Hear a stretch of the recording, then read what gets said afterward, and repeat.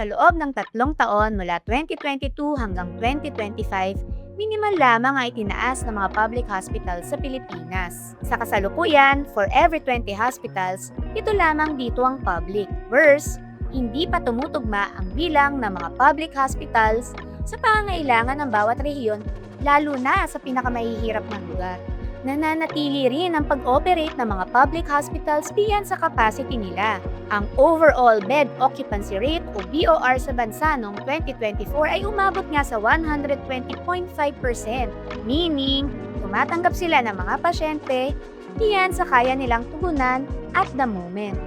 Ayon nga sa pag-aaral ng National Institute for Health and Care Excellence, dapat ay maintain lang sa 85% ang BOR. Kapag lumagpas dito, aasahan ng palagiang hospital bed shortages, periodic bed crisis, at magiging at risk ang mga facilities sa mga healthcare-acquired infections. Dangerous rin ang mataas na level ng BOR dahil tumataas din ang posibilidad na hindi na maibigay ng mga facilities ang healthcare na kinakailangan ng mga pasyente.